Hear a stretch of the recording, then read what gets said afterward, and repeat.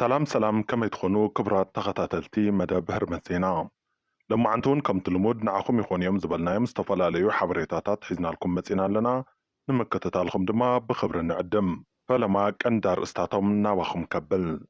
والناني جي استوديو زخونا غازتانيا يوسف قبريوت أبومبر ودب حوحد زخونا دكتور دبرتين قبر ميكائيل أباسمرا كريو كم زبهد قليزوم أبدوبات إرترا زلو نبرتي تغارو እቲ ዝጅመር ዘሎ ሰላም ክቕፅልን ክጉልበትን ከም ዝብህጉ ገሊፆም ሙፃእ ሰራዊት ኤርትራ መልኪቶም ዝሃብዎ መብርህ እውን ኣሎ ኩሉ ናባኹም ክነብሎ ኢና ንዕለት 18 ጉንበት 2017 ዓመተ ምህረት ጽምዶ ህዝቢ ኤርትራን ትግራይን ኣብ ዝባን ሕፃ ክካየድ ምድላው ከም ዝተወገነ ተገሊጹ ነዚ እውን ብዝርዝር ክንሪኦ ኢና ነባር ተጋዳላይ ሕወሓት ጀነራል ዮሃንስ ገብረ መስቀል ወይ ከዓ ዮሃንስ መንጋግ ጊዜያዊ መንግስቲ ትግራይ ምስ ሱዳንን ሃገር ኤርትራን ርክብ እንተጀሚሩ ሕዝውን ምስ መንግስቲ ብልጽግና ጎኒ ተሰሊፉ አንጻር ትግራይ ክቃለስ ፈቃደኛ ከም ዝኾነ ገሊጹ ኣሜሪካ መንግስቲ ብልጽግና ኣብ ልዕሊ ዜጋታቱ ዘካይዶ ዘሎ ናይ ድሮን መጥቃዕቲ ጠጠው ከብልን ችግራቱ ብልዝብ ክፈትሕን ኣጠንቂቓ ክቡራት ተኸታተልቲ መደብና ምሳና ምስ ጸንሑ እዚኣቶምን ካልኦትን ሓበሬታታት ኣለውና ንምክትታልኩም ድማ ደጊምና ብኸብሪ ንዕድም ወናኒ ጄይ ስቱዲዮ ዝኾነ ጋዜጠኛ ዮሴፍ ገብረ ህይወት ኣብ ብራኸ ሾው ምስ ጋዜጠኛ መድህን ገብረ ስላሴ ኣብ ዝነበሮ ጻንሒት ንኣቦ ወንበር ውድብ ሕወሓት ዝኾነ ዶክተር ደብረጽዮን ገብረ ሚካኤል ኣብ ኣስመራ ክሪኦ ከም ዝብህግ ገሊጹ ኣብ ውሑስ ቦታ ኮንካ በርገር እንዳበላዕኻ መራሒ ይፍጠርን ዝበለ ጋዜጠኛ ዮሴፍ ገብረ ህይወት ህዝቢ ኤርትራ ንልዕሊ 30 ዓመት ዘካይዶ ብረታዊ ቃልሲ ንመሰል ዓርሲ ተወሳኑ እምበር ነቲ ሕዚ ዘሎ ስርዓት ንምትካል ኣይነበረን ኢሉ ክልቲኡ ህዝቢ ኤርትራን ትግራይን ዘጓንጽወን ዘፈላልይወን ክልቲኦም ኮሙኒስታውያን ስርዓት ሕወሓትን ህግደፍን እምበር እቲ ህዝቢ መሰረቱ ኣመጻጽኡ ስልጣኑን ሓደ እዩ ክብል እውን ወሲኹ ሓቢሩ ሕዚ እውን ተንኮል ዘይተመልኦ ሰላም ኣብ መንጎ ክልቲኡ ኣሓው ህዝቢ ክህሉ ከም ዝደልን ንኣቦ ወንበር ውድብ ህዝባዊ ወያነ ሓርነት ትግራይ ዶክተር ደብረጽዮን ገብረ ሚካኤል እውን ኣብ ኣስመራ ክሪኦ ከም ዝብህግ ገሊጹ ኣብ እዋን ጽንተት ኩናት ትግራይ ምስ ጀኖሳይደራት ተሰሊፉ አንጻር ትግራይ ዝተቃለሰ ነበር ተጋዳላይ ሕወሓት ጀነራል ዮሃንስ መንጋግ በቲ ዝሓለፈ ተግባሩ ከም ዘይተሓሰን ኣሚኑሉ ከም ዝገበረን ገሊጹ ምንባሩ ዝዝከር እዩ ጀነራል ዮሃንስ ገብረ መስቀል መንጋግ ምስ ጀኖሳይደር ስርዓት ብልጽግና ኮይኑ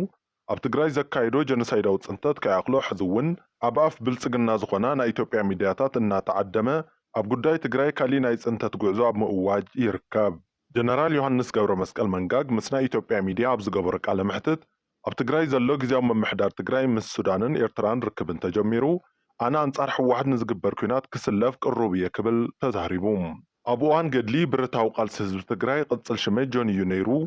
ብ1972 ብከቢድ ኣብ ገጸይ ብዝበጽሐኒ መጥቃዕቲ ንዓይኒ ምጽራፍን ንምውራድን መንጋግ እናበሉ ክጽውዕኒ ጀሚሮም ዝበለ ጀነራል ዮሃንስ መንጋግ ሕዚ እውን ኩናት ኣዋጅ ክተት ኣብ ምክያድ ተዋፊሩ ይርከብ ሰራዊት ኤርትራ ካብ ዝወረሮም ከባቢታት ዞባ ምብራቅ ወፂኡ ዝብል ወረ ሓሰት ከም ዝኾነ ድምፂ ወያነ ትግራይ ዘዘራረቦም ገለ ወገናት ገሊፆም ድምፂ ወያነ ትግራይ ኣብ ማሕበራዊ ሚድያ ንዝናፈስ ዘሎ ዘይስሩዕ ሓበሬታ ኣመልኪቱ